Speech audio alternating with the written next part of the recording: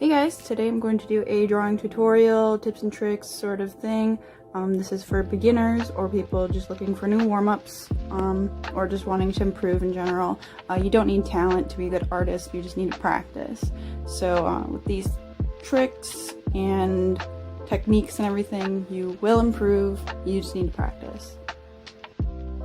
These are all exercises and tips that I've learned throughout my experience and my time in college. So I do know that these work if you do try them. After you try them, let me know how it goes, let me know what you think. Without further ado, let's go into exactly what they are. Alright, I kind of briefly mentioned this just a few seconds ago. The first tip is to practice as often as possible. Preferably every day, but you don't have to just as often as you can. The more that you do it, the faster that you will improve. The second tip is those different drawing techniques and exercises that you do to practice. And I'll be going over a few of these that I do for warm-ups and that I have done in the past just to improve. If you're looking for a few more than I mentioned here, I'm sure there's somewhere on the internet that you can find more exercises. Alright, the first one is my favorite one to do, and that's this circle technique. You want to start at a point and draw a circle, and you keep doing it until you can get the circle to connect. I do probably like thousands, okay, not thousands, probably hundreds of these circles. It helps your hand-eye coordination and do better line work. I usually do this every time I'm warming up, and I even will zoom in sometimes and do even more circles. Really, it's just how many you want to do. You can go crazy with this. I usually will stop when most of my circles start to connect. You don't want to go slow though with this, because as you can see, those slow ones I just did were kind of wobbly. You want to try to go as fast as possible, and then over time your circles will improve and it'll get easier to make a whole circle, and they'll get rounder over time and everything. And so the next one is a similar sort of technique, and that's drawing this sort of pattern just over and over and over again. I think it just helps your hand-eye coordination. I don't do that one a whole lot, but yeah, so that's the pattern one. So this next one is another one of my favorites. I do it all the time, and that's this line sort of technique exercise, and you want to just do them very quickly like the circles, and try to make a straight line. You don't want to do it slowly or you'll get those wobbly lines similarly to the circles like I said with those. But yeah, I like to do them in just a bunch of different directions, so you can fit more on a page without having to erase them or anything. And this helps your line art, helps you to make straighter lines, get more confidence in your lines so you don't get those hairy lines. And another thing is the connect the dots sort of thing. So I drew 2 dots here. Very similar to the line technique that we just did, which I illustrated just now, but instead you're connecting one dot to the other dot, and the trick is not to focus on the journey to the other dot, but to focus on the destination of the second dot. So you just put your pencil on the first dot and look at the dot you're trying to go to, and you just draw it quickly, confidently, and you just keep doing it until you get there. Because otherwise, you know, normally people do these like scratchy lines when they're not confident, and you don't want those lines. Those are not pretty lines, as you can see. So you want to do it confidently, quickly, and you can do these dots wherever and however you want. So as you can see, I'm just gonna draw them in a bunch of different places. You can connect multiple dots together like this. And then I'm just going to erase this, and you can also try to do it in one fluid motion like this instead of connecting the separate dots like that. And that will improve your line art significantly, your confidence drawing the lines. You won't have all those wobbly lines. But this technique's awesome because you can do it kind of, there's a lot of freedom with this one. You can fill your whole page with it if you want. You can put one here, put one here, and maybe one over here, and over there. You can connect weird dots that you already drew together. You can just have fun with it, you know? And then if you are not done and you filled up your whole page, just use another color. Do like a red pen over it, or whatever, this is helpful if you're doing it traditionally instead of digitally. And then maybe like over the red pen, you can use black ink. There's endless possibilities, you know? Alright, and so that technique we called connect the dots. So we'll just write that right here. And the next technique I'd like to show you is much easier digitally, but if you want to, you can do it traditionally. It's based on the pen pressure that you use, so that's why it's easier on a tablet digitally. But you're going to want to use one that has a tapered side if you're doing it digitally. If you just use that straight pen like I just did, you're not going to be able to do it, because this is strictly on the pen pressure. So as you can see, like, you can lighten up and then push harder, and then really you want to challenge yourself, and this will improve your inking, line art. So for this one, you're going to want to have a little goal in your head. You know, I want to do light pressure, then heavy, and then light, and then heavy. And you're going to want to make sure that the lines stay connected. So like, as you can see, some of mine here are breaking apart. So that's how you know you need to keep practicing with it. I never said my inking ability was super great right now. There's always room for improvement. And it also depends on, you know, how big your brush is and your pressure sensitivity on your tablet. So this can help you to realize that you need to adjust something or whatever. And then you kind of end up eventually with something that looks a little bit like wood grain. But I like to zoom in sometimes and do even smaller lines and make your brush smaller so you can fit smaller lines infinitely. Same with like the circle thing that we did. And another thing you can do with this technique is to have a goal in mind of like just a thick line. I want to do just a thin line just based on your pressure with your pen. You do completely thick lines, and then this is like a combo of this inking sort of pressure technique and just the line technique in general, practicing your straight lines at the same time and everything. And you can also do this with circles, as you can see. You can do like, oh, I want to start out thin and then thicker, but then you're going to want to connect it so it looks like a fluid circle. So you're going to want to let up your pressure at the end so it meets with the light pressure you started with, and so on. So I guess we will call that exercise line weight variation. Okay, and this next tip is kind of also an exercise, but we're going to call it a tip. It's drawing from what you see, not what you think you see. Right off the bat, this tip seems a bit simple, but it is a little bit more complicated than that. A really good example of this is children that are drawing. So for example, if they are drawing a dog, they maybe will look at the dog that's sitting right there, but they won't draw the dog as they see it. They'll think like, okay, what does a dog look like in my head? And they'll draw what they think the dog looks like, and go, okay, this dog I'm looking at is brown, so I have to color it brown. They have big floppy ears, so I'll draw big floppy ears. I guess if that kind of makes sense. But that's not what you want to do for this technique.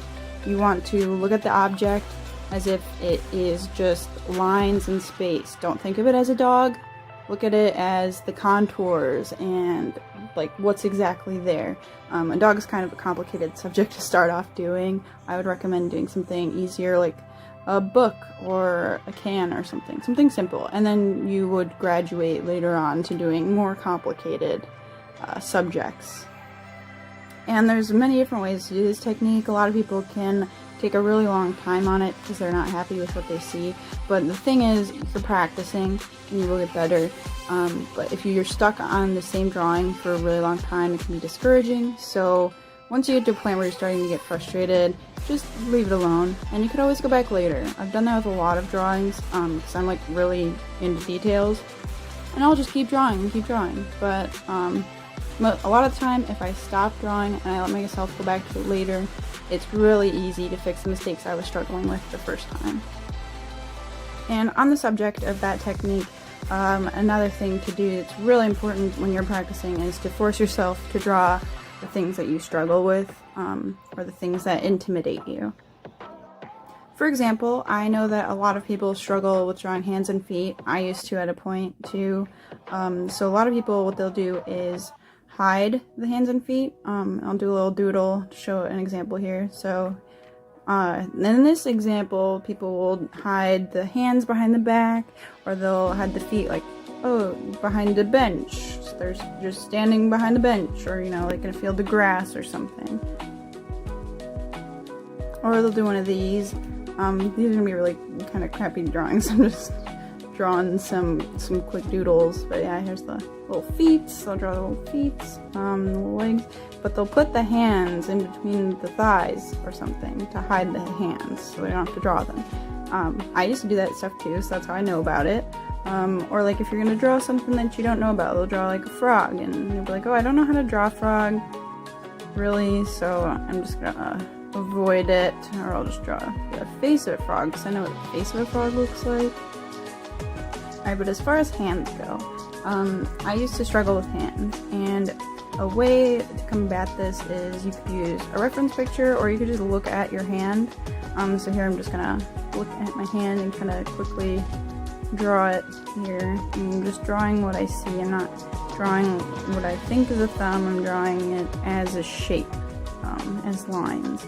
And this helps you to learn how the hand actually looks. And if you draw it in a bunch of different ways, different angles and stuff, that will drastically help you to be able to draw a hand in the future from memory. But going back to what I said about kids, drawing what they think they see. If I was going to draw a hand, what I thought a hand looked like, you know, I'd just draw like, oh yeah, a hand has some fingers, looks like that. And see, it doesn't look very good, and that's where you'd lose your confidence. But if you have a reference picture, or you look at your actual hand, as you can see, I'm going to start drawing my hand here, it will look a lot better, and it will help you improve, like I said, on your memory of what a hand looks like. And you're gonna just want to force yourself, you know, out of your comfort zone. And a good tip with this is, like I just illustrated here, focusing on the space in between your fingers, the space in between the object, the empty space. So you can see, oh, okay, there's supposed to be less of a gap here, so I'll make the thumb a little bit bigger, and the space between the fingers and everything. And then I can show you this with another example. I'll just use an example. We'll do the axolotl picture I have right here. You can also do this with tracing, so this is what I'm going to do here. I'm going to show you, just for practice, it's okay to trace. Don't use this in your portfolio or anything. This is strictly learning purposes. Don't sell this either. It's not okay to steal artwork or photos or whatever. And that won't help you improve if you're constantly tracing. But just to learn like what an axolotl looks like, because maybe you've never drawn one or really seen one too much. It helps to take a picture and just trace over what it looks like. It helps your muscle memory and just your memory in general. So in the future, you'll be able to draw the axolotl, because you remember drawing these little, what do you call these, little face leaf thingies? I don't know. But then the other thing is, like I said, drawing from a reference. You can do where you're not tracing it, but you're drawing what you see maybe right next to it or whatever, just using a reference. So similar with the hand thing, I'm just gonna kind of draw what I'm seeing here, and then I can see like, oh, there's supposed to be a little bit more space between this side and this side, so yeah, it looks more like this. And then, you know, just get a feel for it, and it's the same thing as tracing, but it's learning in a different way. If you don't want to trace, if you feel like tracing's cheating, and I do trace sometimes, but they're like copyright free photos, or I have permission to use them or whatever, and that's just for the sake of time. Like, I'm not, what do you call it, impeding myself from learning. Like, I'm not stopping my progress learning by tracing. So if you're learning, tracing's okay, just don't strictly trace, is I guess what I'm trying to say. But this exercise is great for your hand-eye coordination and everything. But yeah, for example, I can draw this apple because in the past I have drawn many apples from looking at them. And so I have more knowledge now of what an apple looks like. And so this looks more like a realistic apple. If I was to just draw an apple without experience, I would draw it like this. This is what I used to draw an apple like, or like that. And I mean, it looks like an apple, but like you can see the one where I'm going back on my memory of how I have drawn a real apple. It does look better. And then I've drawn it at different angles now, so now I know how to draw an apple at this sort of an angle, whereas before I wouldn't have known how to draw the apple from a top-down sort of view. And another technique you can do with this is timed drawings. So this is where you will set a certain amount of time that you have to draw something that you're seeing. This is done a lot with figure drawings. I would do this all the time in my figure drawing class, but you can do it really with any object, and it can be any sort of time interval that you want. Like I wrote down here, there's 30 seconds, a minute, 5 minutes, whatever you want. Alright, so I can show you guys an example. I'll get a reference photo of a figure of a person, and I will time myself and do a few little figure drawing examples. So this video is not an hour long. I'm going to fast forward these portions. So I just did a 30-second, and that's my 30-second, and then I did a minute, and then I was doing a 3-minute one, and I think a 5-minute after this one. And you can tell the difference between the amount of time, but knowing that time limit changes the way that you draw something. Like for that 30-second one, you really want to just try to get in the pose. Those are really good for gesture drawings, which are more like dramatic, emotional ones. I just did a few more 30-second ones there to illustrate that difference for you guys. And a good tip for gesture drawings, since you're doing them so quickly, is the S or C shapes. If you look at the general pose, usually you can get some sort of like curvy S or a C sort of thing out of it. And if you start out with that shape, that lets you get the drawing done a bit faster, and it makes it a bit more dramatic, which is better because the gesture drawings are usually exaggerated to make them look more interesting and less boxy. So as you can see, when I did this 30-second drawing, it's much curvier and it's a little more elegant and beautiful since I started out with that S curve, and it was just easier overall to plan it all out. And that first original 30-second drawing that I did, it's a bit boxy and I used a bit of scratchy lines, but that also has something to do with the fact that that was the first one that I did and I wasn't warmed up with the gesture drawings.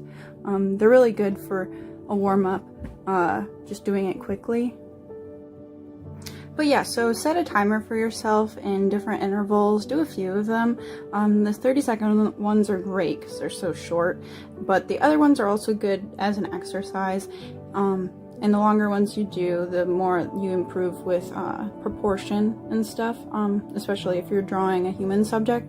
And it's also a good idea to have someone around that can look at it for you and point out certain things, like if an arm's too long or if the head's too big or whatever, because like when I would do this and I was in my figure drawing class, our teacher would walk by and correct me and everything, and you know, they were nice about it, but like they would point out things I didn't even notice, and then once they pointed it out, I was like, oh wow, that's so obvious, and then I would correct it the next time when I was doing it, because if they'd be like, oh, you're drawing your head's too big, then the next time I'd be like, okay, well, he said my head was too big, so I want it to be this big, but I'll make it a bit smaller, even though that doesn't feel right. And as far as the timed drawings go, if you do longer ones, those are usually considered studies at that point. Like if you do a half-hour long one or 20 minutes or whatever, usually like for those, you do more details. So it's like what I said before with drawing what you see, it's that same thing, you're doing a study. And I like to do like close-ups and faces. So like if you're in a live figure drawing class and you're drawing a model, I would just focus on their face if I had that long of a time sometimes, and I would focus on the shadows and everything.